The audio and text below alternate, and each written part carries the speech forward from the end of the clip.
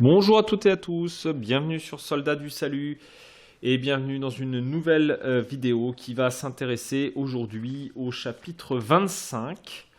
Alors en fait le début du chapitre 25, donc les 18 premiers versets, et donc en particulier à cette question de la mort d'Abraham, la fin de la vie et la mort d'Abraham. Qui va conclure en fait tout simplement tout le cycle d'Abraham qui a démarré en Genèse 12.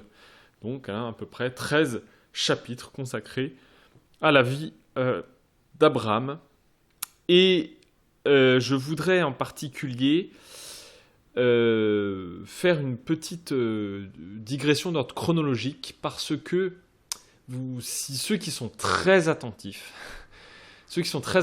vous remarquez une chose intéressante, c'est que en fait, cet épisode de la mort d'Abraham se situe probablement après la naissance. Si vous regardez les âges, etc., se situe après la naissance d'Isaac et de Jacob. Dit autrement, il est probable que Abraham a vu la naissance d'Isaac et de Jacob, d'un point de vue chronologique. Mais pourquoi on le situe là? En fait, c'est pour, j'ai envie de dire, boucler une boucle, pour après parler d'autre chose. C'est un petit peu comme si, admettons, j'écris un livre sur une entreprise, et je vais parler d'un directeur, et je vais dire, tel directeur, étant à la fin de sa carrière, est entré dans les cadres de la retraite en 2020, et il a coulé des jours paisibles, encore 10 ans de retraite, dans sa maison de campagne, et est mort 10 ans plus tard, en 2030. Quant à son successeur, dès les débuts de sa prise de fonction, eh bien, il a mis l'accent sur telle et telle stratégie pour l'entreprise. Donc vous voyez qu'en fait, j'ai fait ici une espèce de jeu littéraire qui, d'une part, boucle la boucle avec le premier. Donc j'ai parlé qu'il a quitté ses fonctions et qu'il est mort en 2030. Et après, je suis venu au deuxième. C'est juste pour dire, en fait, c'était pour boucler toute l'histoire du premier directeur et après parler du deuxième, même si en fait, évidemment, leurs deux vies se chevauchent, ce qui est normal. Et bien en fait, de la même manière ici, on boucle la boucle avec Abraham pour après parler de la naissance d'Isaac et de Jacob. Et, voilà, et vous allez voir qu'en fait, c'est assez important d'un point de vue littéraire pour la question de la transmission. D'accord? Mais je vais y revenir tout à l'heure. Je vais essayer de prendre le temps un peu de... En fait, ça va être sur la question du rôle d'Isaac. Bref. On commence donc ce chapitre 25 de la même manière que toutes les autres fois. Je vous invite à lire évidemment ces 18 versets du chapitre 25, 18 premiers versets, avant d'écouter ce commentaire, sinon évidemment ça n'a pas beaucoup d'importance. Alors, on commence par parler du fait que Abraham a des concubines. Alors ça n'a pas le même sens que ce qu'on entend aujourd'hui, mais peu importe. Et donc, il a évidemment d'autres fils, même plein de fils. Il en a une grosse pelletée. Et ce sont des fils. Alors là, je vais parler un peu de l'aspect historique, mais qui en tout cas, dont la consonance des mots fait référence à des tribus arabes du sud du Negev. D'accord. Je rappelle qu'Abraham est quelqu'un qui est vraiment du sud, qui a passé la majeure partie de sa vie dans le sud de ce qu'on appelle aujourd'hui Israël. Et là, c'est donc en fait un peu des tribus qui sont dans le côté nord-est de l'Arabie, donc en fait aussi dans cette partie du Negev. Voilà, tribu arabe du sud du Negev. Mais en tout cas, la chose qui est importante, c'est qu'ici, Abraham, évidemment, est extrêmement fécond. J'ai envie de dire, maintenant que Dieu lui a donné en fait ce fils-là en particulier, eh bien, il a plein d'autres fils. Et vous allez voir pourquoi c'est important cette remarque. Mais en tout cas, voilà, il a pas mal d'enfants. Je rappelle aussi qu'il avait déjà Ismaël, chapitre 16 de la Genèse, qui explique la naissance d'Ismaël qu'il avait eu avec sa servante, Agar, qui est une servante égyptienne. Mais je reviendrai à cette question parce qu'on va en parler tout à l'heure. Et face à tous ces fils qu'il a, on nous dit au chapitre 5 au verset 5, qu'Abraham donna tout ce qui lui appartenait à Isaac. Il lui donne tout ce qui lui appartient, d'accord? Et vous allez voir que c'est assez important ce passage-là. Mais verset 6, quant aux fils de ses concubines, donc à ceux dont on vient de parler, Abraham leur fit des dons de son vivant. Il les envoya loin d'Isaac, son fils, du côté de l'Est, en Orient. Alors là, mes chers amis, vous avez beaucoup de choses qui sont dites en très peu de mots.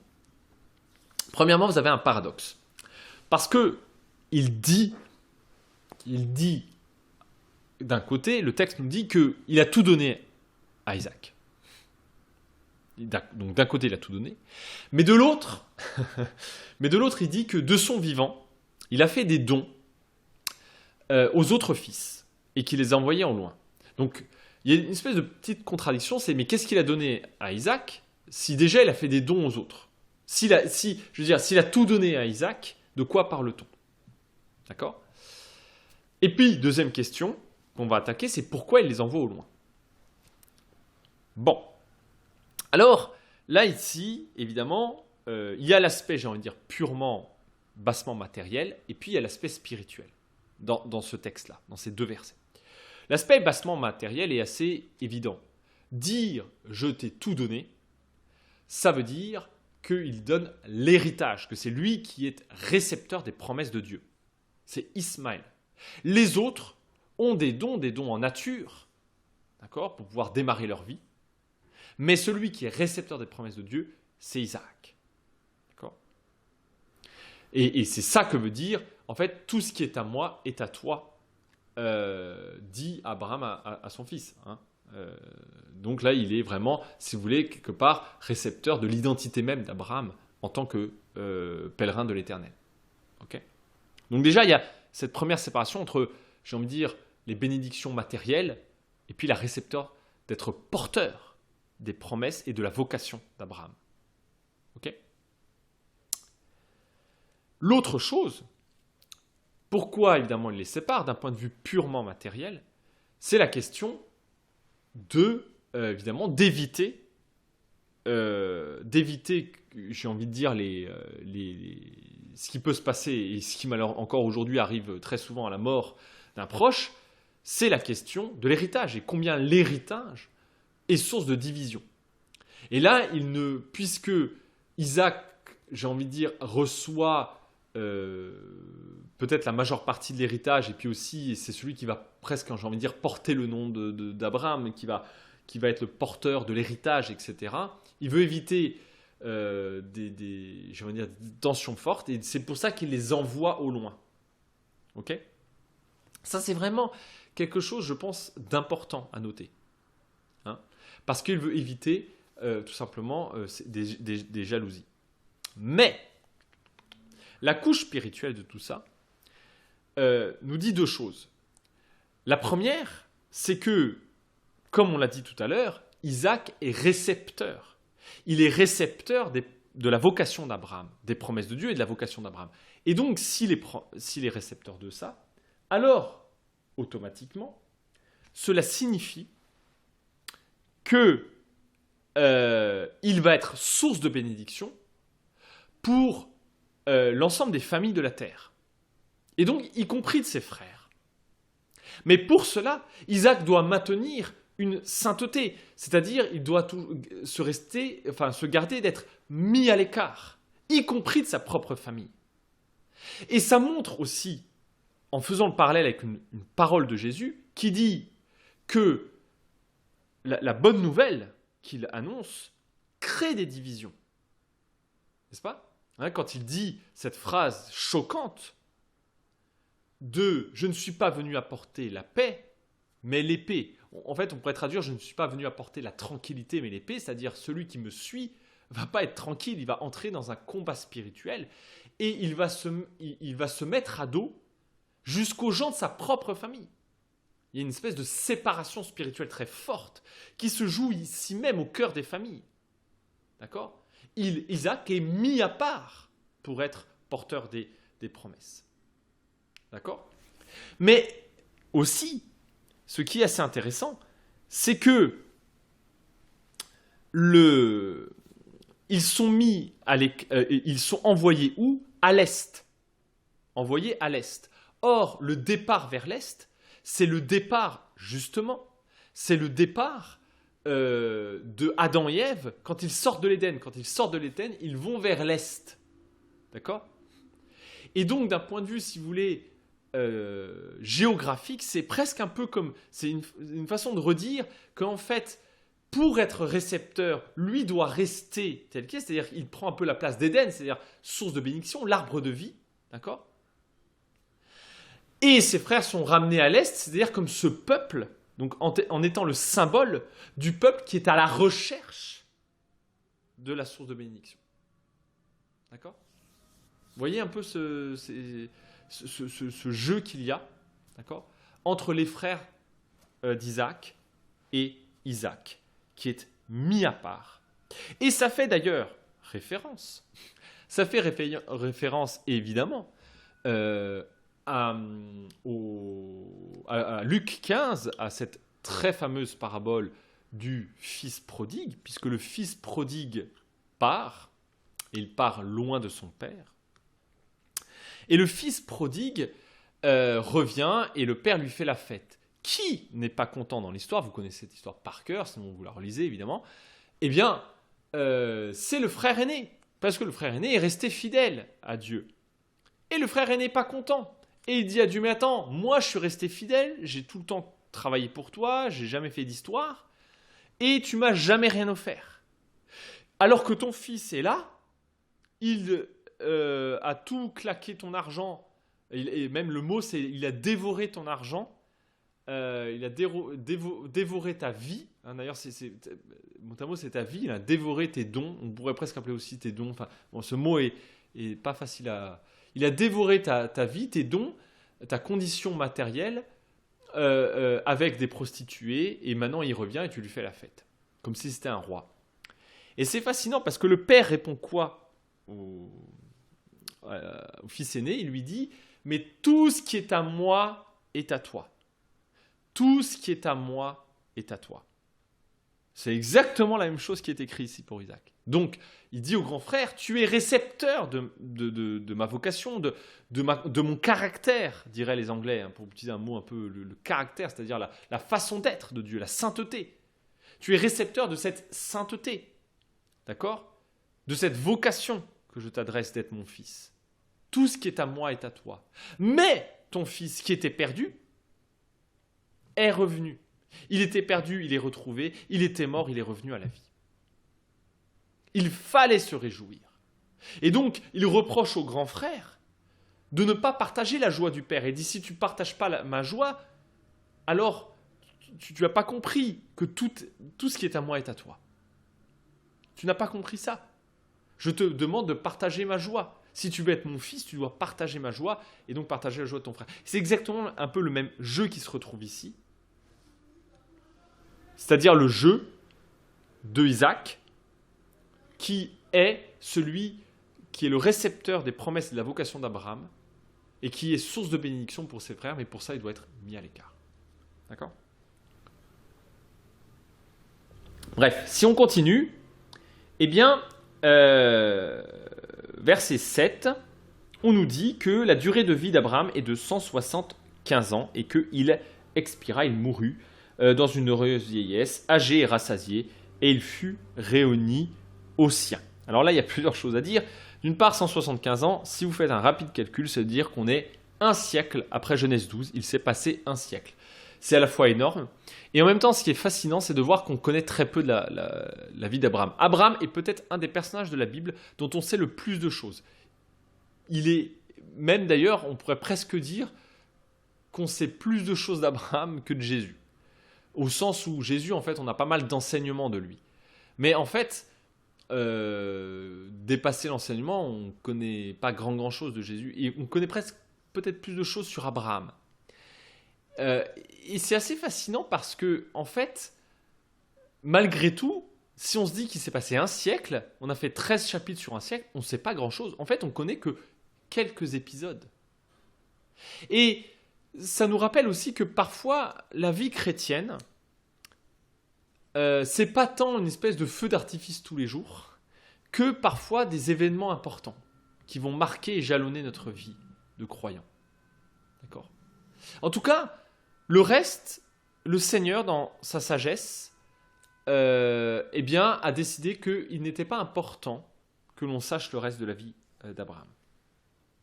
En tout cas, il vit une heureuse vieillesse et il est réuni aux siens. Alors, cette expression réuni aux siens, c'est assez intéressant parce que on s'est beaucoup demandé un peu ce que ça voulait dire. Alors, d'une part, en fait, parce qu'il y a une espèce de paradoxe. C'est-à-dire, pourquoi ? Parce que très certainement, à l'époque, on enterrait les gens dans là où étaient enterrés leurs ancêtres. Donc c'est pour ça qu'on dit les réunis aux siens. Mais en même temps, ici, ce n'est pas le cas d'Abraham. Abraham n'est pas enterré avec ses ancêtres, puisqu'il vient de Chaldée, mais il est enterré dans la grotte de Macpéla, qui, je rappelle, est la grotte qu'il a achetée à Tsoar le Hittite, en face de Mamré, donc là où il a toujours vécu, enfin quasiment l'entièreté de sa vie, quasiment, pour être enterré avec Sarah, sa femme. Et ça, je trouve que c'est assez intéressant parce que en fait, il y a une espèce ici de contradiction. En fait, le mot être réuni avec les siens, c'est une expression qui, dans le langage courant, est devenue en fait tout simplement le fait de dire mourir, comme aujourd'hui on a l'expression passer l'arme à gauche. On peut dire, ah bah tiens, il a failli passer l'arme à gauche ou il a passé l'arme à gauche, alors que peut-être ça se trouve, il a jamais eu cette personne n'a jamais eu d'arme. Vous voyez, parce que c'est devenu une expression courante. Dans la manière, Abraham en fait n'est pas enterré avec ses ancêtres, il est enterré avec Sarah. Et on pourrait se dire, bah, c'est juste une expression pour dire qu'il est mort. Mais en même temps, je pense que c'est quelque chose de plus profond. Et ça parle, à mon avis aussi, du fait de voir la mort un peu comme quelque chose qui continue après la mort du corps. Vous voyez, c'est quelque chose qui quand même parle d'une certaine immortalité de l'âme. Je fais une petite parenthèse parce que souvent on entend parler du fait que l'Ancien Testament parle peu, voire quasiment pas, de l'immortalité de l'âme. Ce qui est pas tout à fait vrai. Parce que c'est vrai que, en fait, on en parle peu, ça c'est vrai, et on n'en parle pas de la manière dont l'esprit grec en parle, puisque nous sommes plutôt influencés par l'esprit grec. Et dans le Nouveau Testament, on en parle de manière un peu différente. Mais les recherches récentes ont montré qu'en fait, c'est pas aussi tranché que ça, et qu'en fait, dans l'Ancien Testament, il y a aussi des notions d'immortalité de l'âme. Alors, il y a plusieurs, c'est pas l'objet ici d'étudier, donc je vais pas aller plus loin, mais qu'aujourd'hui, on est en train un peu de revenir sur un peu un discours qu'on faisait en disant oui, il n'y a pas d'immortalité dans l'Ancien Testament, ou en tout cas très peu. En fait, il y en a beaucoup plus qu'on ne croit, mais c'est juste qu'on n'en parle pas de la même manière qu'on en parlait, qu'on pouvait en parler, par exemple, dans le Nouveau Testament. Je ferme cette parenthèse. Et donc, eh bien, il est mort béni, rassasié de jours, âgé, et Ismaël et Isaac, ses fils. D'ailleurs, c'est intéressant, on n'entend pas parler de ses autres enfants, mais je vais faire la parenthèse. Alors, est-ce que c'est parce qu'ils ne sont pas au courant, est-ce parce qu'ils sont fâchés, on ne sait pas. Mais en tout cas, il y a Ismaël et Isaac, et ils sont réunis pour enterrer leur père dans la grotte de Macpéla, dans le champ de Éphron, le fils du Tsoar, le Hittite, en face de Mamré.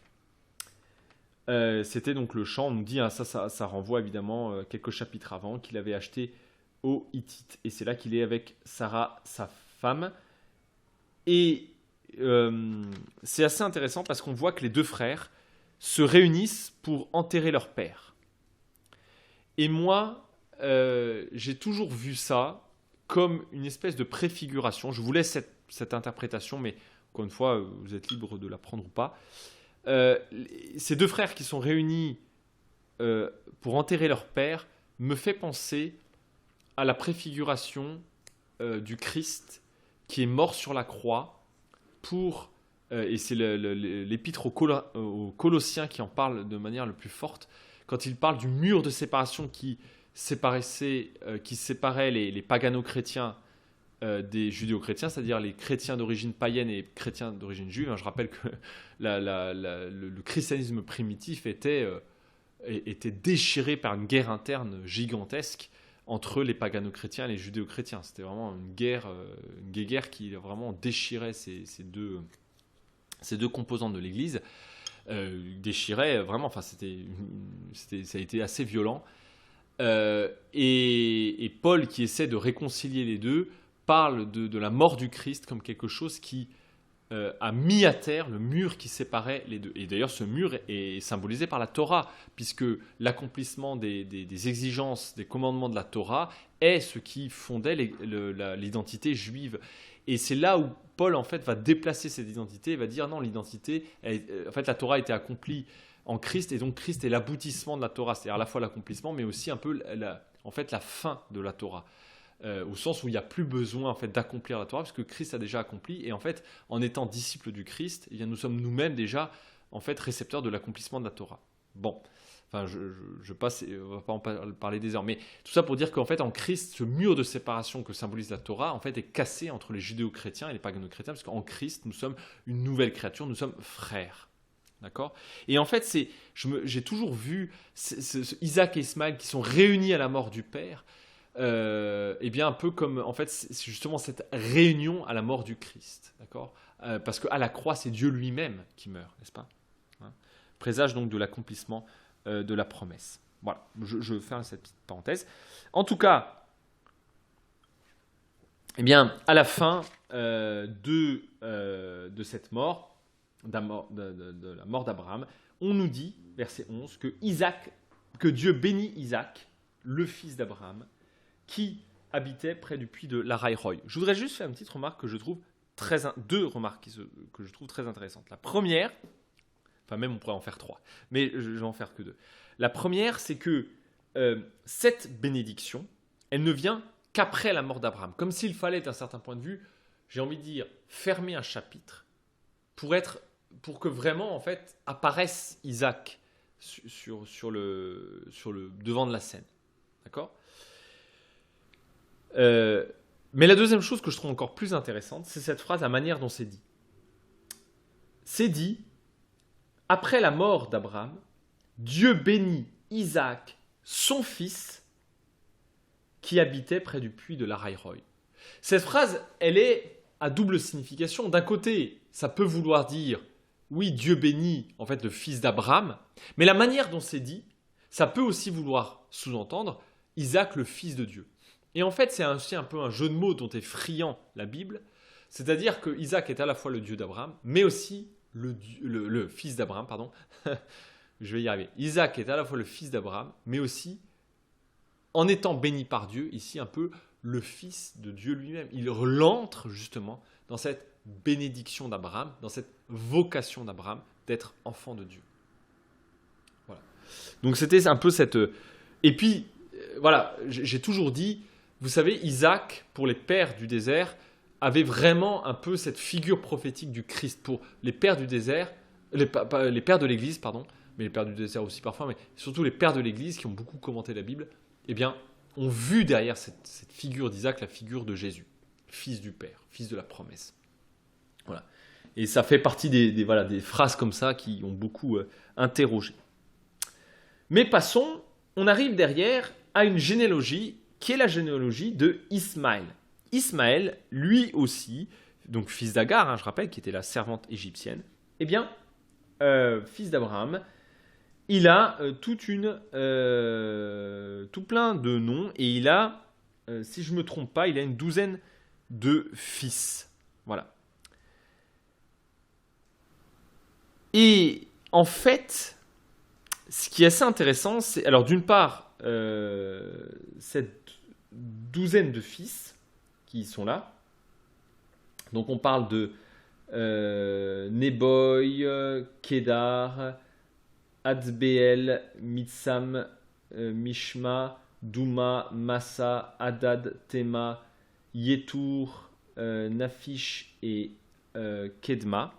Et que donc, en fait, ça fait un peu un parallèle avec les 12 fils d'Isaac. Il y a un peu une espèce de parallèle entre Ismaël et Isaac. Toute la Bible fait d'ailleurs un gros parallèle entre Ismaël et Isaac, parce que en fait, les deux vont être bénis d'un point de vue vraiment terrestre, mais en même temps, il y en a un seul des deux qui est véritablement récepteur. toute façon, ce thème des deux frères, c'est omniprésent dans la Bible. Hein. Évidemment, je n'ai pas besoin de vous faire de dessin.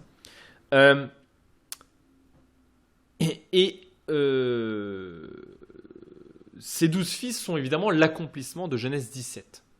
Genèse 17, c'est là où Dieu avait dit à Agar qu'il serait vraiment héritier de beaucoup de choses. Et on nous dit qu'il vécut 137 ans et qu'il expira, il mourut, il fut réuni aux siens, toujours cette expression. Et les Ismaélites demeurent depuis à Havila jusqu'à Sour, qui sont en face de l'Égypte, en allant vers la Syrie. Ismaël s'établit en face de tous ses frères. Là encore, nous sommes dans des choses qui seront dites déjà à Agar à propos d'Ismaël, le fait qu'il s'établit en face de ses frères, c'est-à-dire aussi il y a une certaine opposition entre Ismaël et ses frères. Mais la chose sur laquelle je voudrais m'arrêter, c'est qu'il y a quelque chose d'assez intéressant. C'est que, en fait, et on se rendra compte un peu plus tard, c'est que Isaac est stérile. Enfin, pas lui, évidemment, Rebecca, mais en tout cas, il n'a pas d'enfant.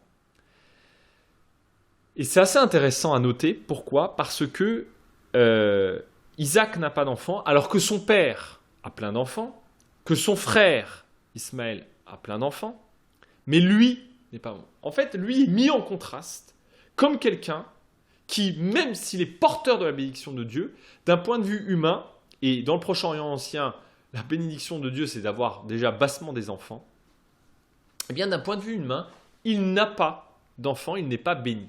Alors qu'en fait, le texte nous dit qu'il est béni. Et justement, ça montre cette contradiction qu'en fait, il est porteur, il est béni. Pourquoi ? Parce qu'il est récepteur de la vocation d'Abraham et il va devoir lui aussi, en fait, passer par la stérilité de sa femme comme son père.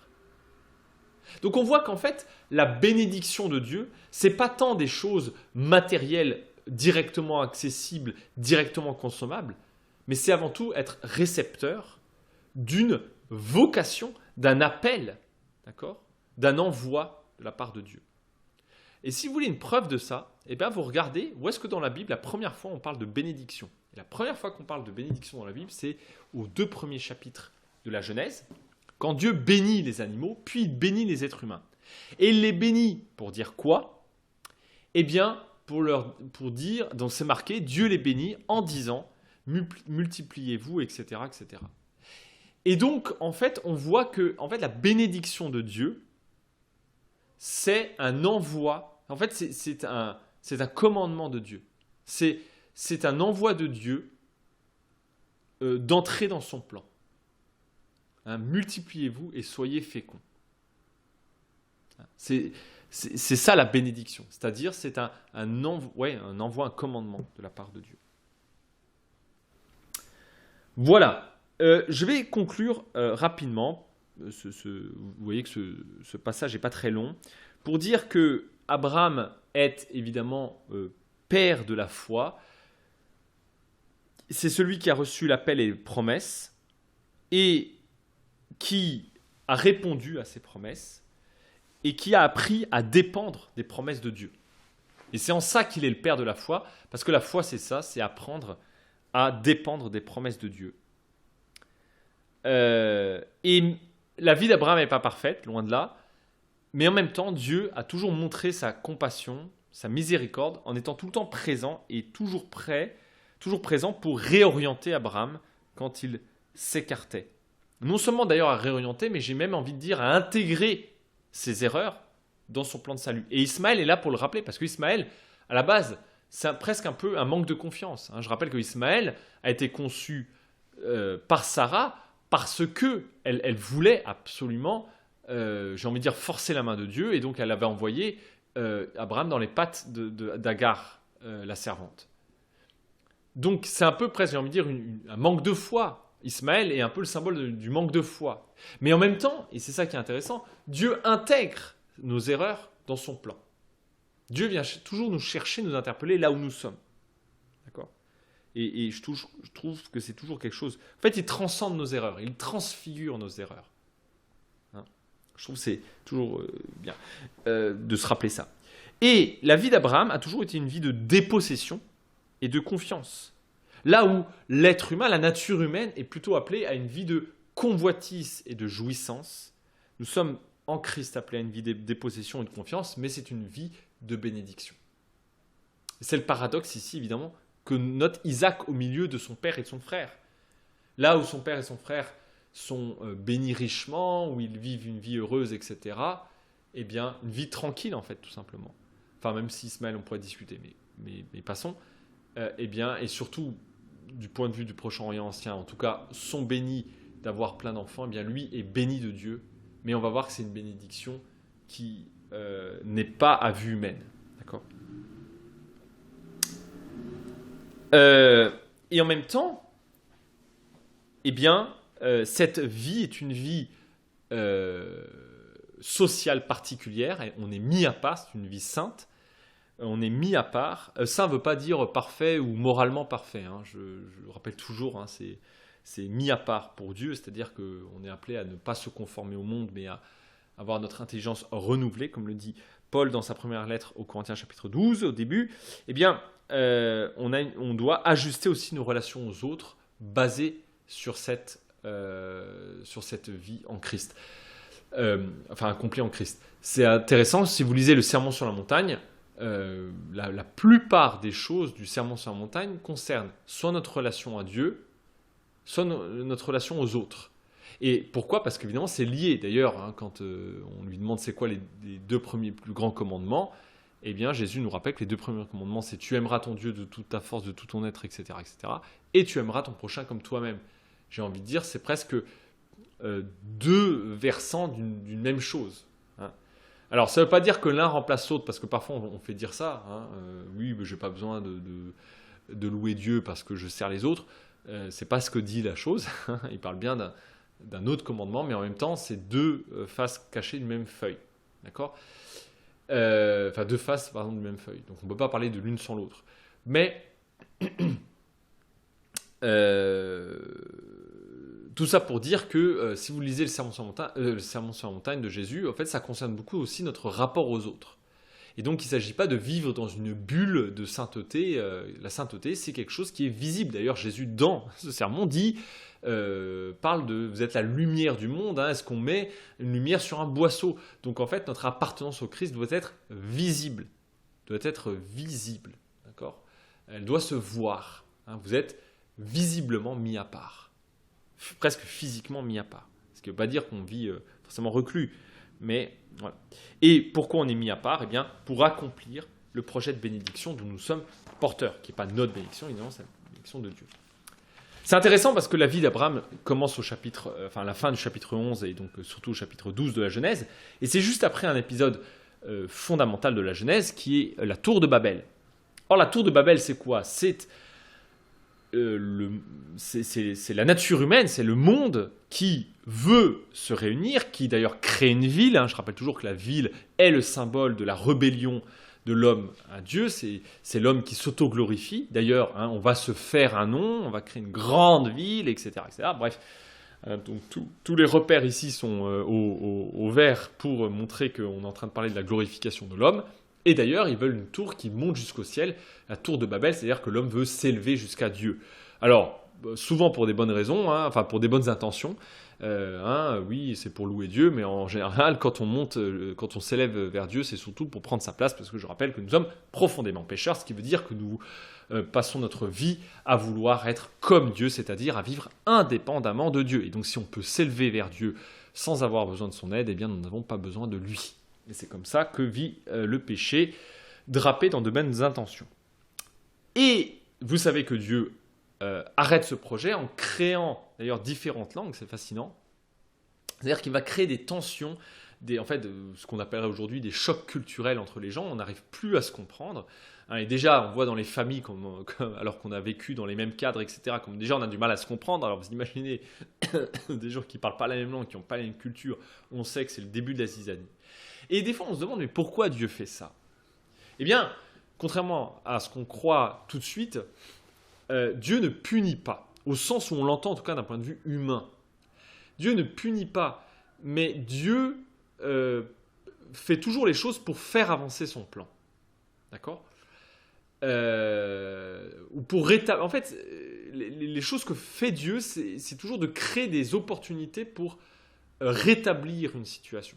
D'accord ? Disons ça comme ça.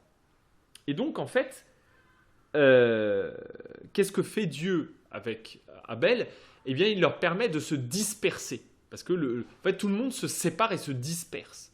Mais ce faisant, en fait, il permet que l'homme, justement, n'accomplisse pas son rêve complètement fou d'être, en fait, de vouloir être Dieu. D'une part, et en plus, il accomplit le fait que le monde se disperse et prend possession du monde. Hein, prend possession du monde, qui est, je rappelle, le premier ordre que Dieu donne à l'humanité, de prendre possession, de se multiplier. Mais, en même temps, dans cette multiplication, eh bien, Dieu va choisir un homme en particulier, Abraham. Dans cette dispersion, Dieu choisit un homme pour être porteur de sa bénédiction.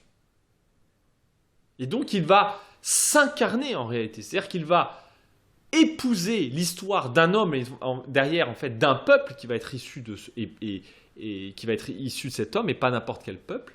Pas parce que ce peuple est meilleur que les autres, mais parce qu'il est choisi par Dieu. Mais quand je dis pas n'importe quel peuple, c'est pas parce qu'il est meilleur que les autres, mais parce que ce peuple est issu de manière miraculeuse de la part de Dieu. Il va être porteur des promesses de Dieu pour être bénédiction pour l'ensemble des autres familles. Et en fait, quelque part, avec Abel et Abraham, eh bien, les choses vont changer, vont se renverser. D'ailleurs, c'est très intéressant de remarquer que Dieu dit à Abraham, je rendrai grand ton nom. Là où, justement, c'était les hommes qui voulaient, avec Abel, se faire un nom. Là où Abraham, Dieu dit à Abraham, c'est moi qui vais te donner le nom. Donc il va faire d'un homme, puis derrière cet homme, en fait, d'un peuple, d'un clan, puis d'un peuple en particulier, il va épouser l'histoire de ce clan, de ce peuple, pour qu'ils soient porteurs du nom de Dieu. Malgré d'ailleurs leur imperfection, et toute l'histoire d'Israël, c'est presque l'histoire d'une décadence. On pourrait presque dire ça. Et quand même, malgré cette décadence, malgré cette infidélité, la fidélité de Dieu à son peuple. N'est-ce pas ? Toute l'histoire d'Abraham, c'est aussi l'histoire de consentir à une perte pour, en fait, avoir une vie en abondance. Très souvent, nous pensons que nous pouvons avoir une vie en abondance en accumulant les choses. C'est d'ailleurs les promesses de notre société technique aujourd'hui. Une société, vous savez, on est tout le temps connecté. Et on croit qu'en étant tout le temps connecté, on va avoir une vie en abondance. On est tout le temps au courant de tout. Notre vie va de plus en plus vite pour faire croire qu'on a une vie en abondance. Parce qu'on pense que plus on va vivre vite, plus on va pouvoir vivre de choses, ce qui est vrai d'un point de vue purement matériel. On vit de plus en plus de choses. Mais d'ailleurs, on devient complètement fou de ça. Et on devient fatigué très rapidement dans notre vie, etc. Tellement le monde va vite. Et on devient même angoissé de ça. Parce qu'on n'arrive plus à se projeter tellement ça va vite. Pourquoi ? Parce que la seule plénitude est en Dieu. Et donc il faut, en réalité, non pas vivre une vie en plénitude en accumulant, que ce soit de la richesse, que ce soit de l'intelligence, que ce soit des savoirs, que ce soit de la sagesse, etc. Mais en apprenant à vivre une vie de dépouillement en Dieu. N'est-ce pas ? Ce qui ne veut pas forcément dire une vie pauvre, c'est pas ce que je suis en train de dire, mais une vie de dépouillement. La notion est importante. N'est-ce pas ? Et d'ailleurs, au chapitre 24, on a vu qu'il était dit que Abraham était béni en tout. Il était béni en tout. Parce qu'il avait consenti à cette perte pour mieux retrouver le don de Dieu. Une dernière chose que je voudrais laisser dans ce chapitre, c'est une question intéressante. C'est le fait qu'il est noté qu'Abraham... qu'Abraham, on y consacre 13 chapitres, et puis derrière, Joseph aussi, on va y consacrer pas mal de choses. Mais Isaac, on en parle très peu. On en parle très très peu, juste quelques épisodes au chapitre 26. Isaac est un peu insignifiant. On aurait presque pu passer directement d'Abraham à Jacob. Mais qu'est-ce que Isaac permet ? Isaac permet le lien.